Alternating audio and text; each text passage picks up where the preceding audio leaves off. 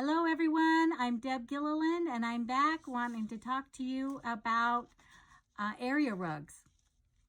So today I want to talk to you about three things about area rugs. I want to talk about fiber, weave, and also size.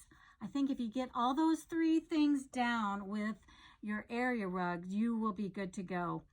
And so today, let's start with fiber. You know, the one fiber that is the most, has been used the most over the centuries is wool. It's ready, available. It's very durable. I mean, it really will hold up to high traffic, high foot traffic in our busy lifestyles and busy families and even offices and commercial areas. It holds up well. And you can get it in different colors. It can be dyed. You can clean it. It is just a really good go-to for me with area rugs. Another fiber is polypropylene. Polypropylene is a man-made fiber that is water resistant. It is stain resistant. It comes in lots of colors and patterns. And most people really like to use them as an outdoor rug because of their water resistant and stain resistant qualities. Another fiber is polyester. Polyester is man-made. It's a synthetic. It's really, really durable.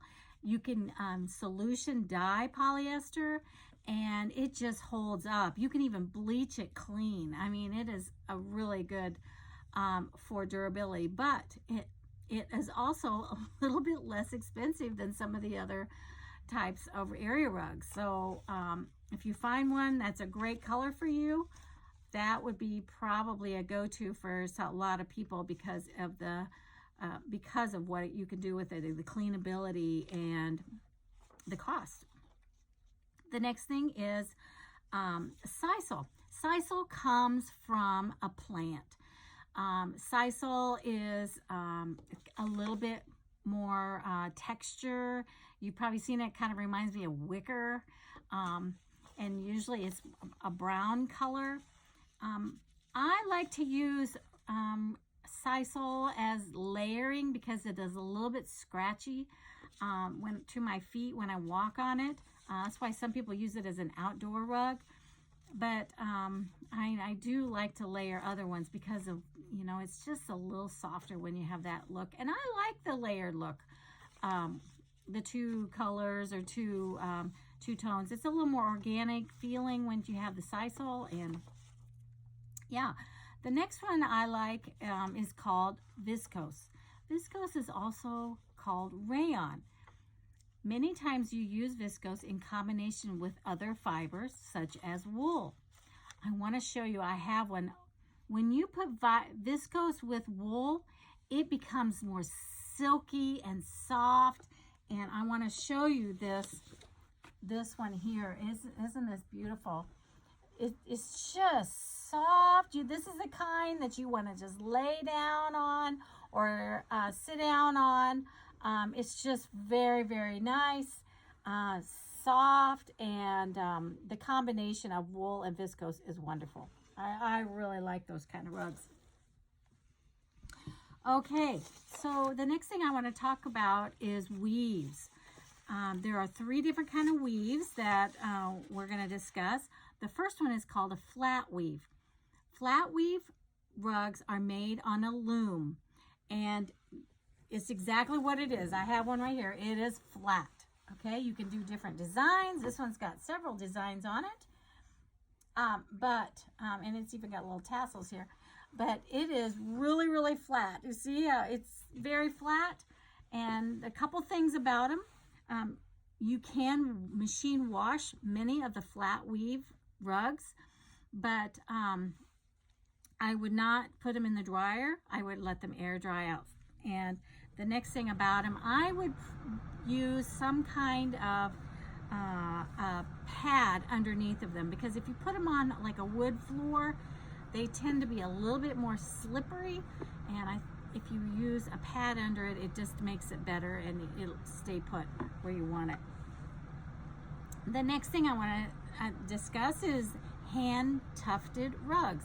Hand tufting happens when you take a canvas that has already a pre-drawn pattern on the canvas, you stretch it out on a frame, and then you take a hand tufting gun and you thread it with wool, generally it's wool, and you poke the loops of wool through the canvas in the desired pattern that you already have it already designed on it, and you can change colors whenever you need to. And once you have all the loops put in place in that rug, you turn it over, and they put glue on the back side and then put another layer of canvas on the back side to hold all those loops together so that the threads doesn't come out of the front. And I have one here to show you, and you can see the design of this is really awesome. But you can see they've used different threads, and so you can see the loops of threads, and they've just poked it through the canvas, and you can see that they've made a pattern. I like hand tufted rugs, and see on the back side they put that fabric, and so it holds everything in place. The next type of rug is hand knotted. Now this is the cream of the rug world, the hand knotted, because what they do on that is they have a frame again, and then they tie threads vertically side by side along this frame, and then you tie knots of the threads on each one of those of like a wool or of whatever fiber you're using, generally it's wool, and you tie those knots onto those threads that are vertically hung on, that are stretched on this frame, and depending on the size of the thread, you count how many threads there are in the rug, and the higher the thread count, the more expensive. Again, the hand knotted rugs will be the more expensive rugs.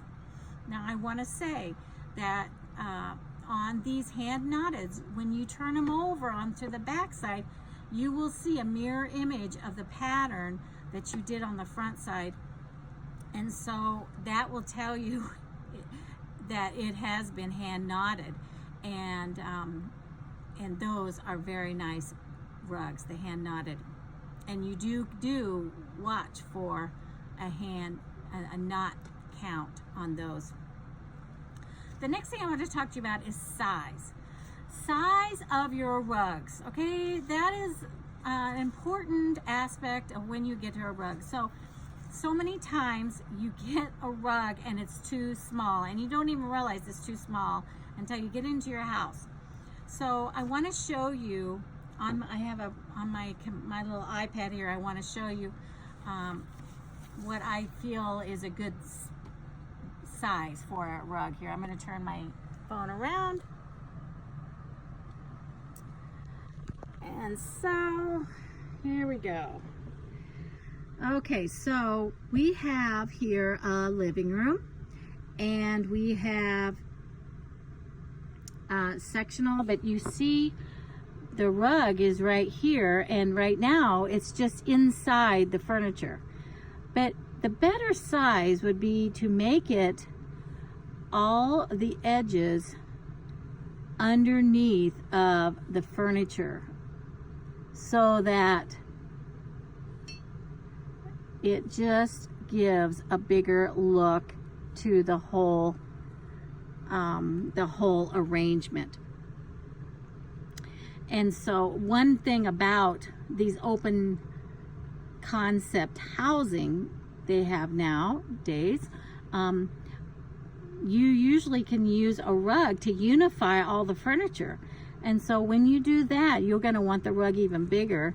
And I would recommend going clear outside of all the furniture, and so that I got a little bit too big. Okay, yeah, there you go. And I think that looks so much better when you have them all together, and then it unifies all of the furniture that you have together, and it makes a space. Okay, the next one is a living room.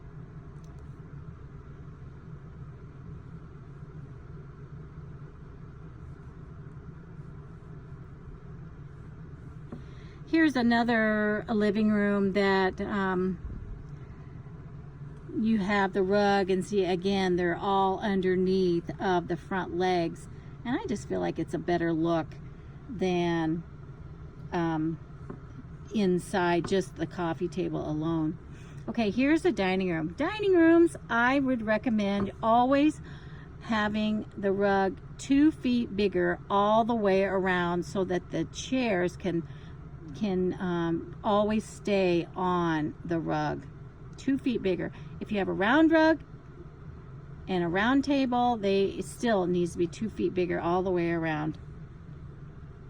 Now for the bedroom, you see how I've got the rug here, and I like this rug because it goes underneath the table, underneath the bed rather, and you've got about 2 feet out on either side, all 3 sides, and I feel like that look is really nice. It gives some substance to the bed and to the room, and you've got a lot of color to it, and it just gives some more.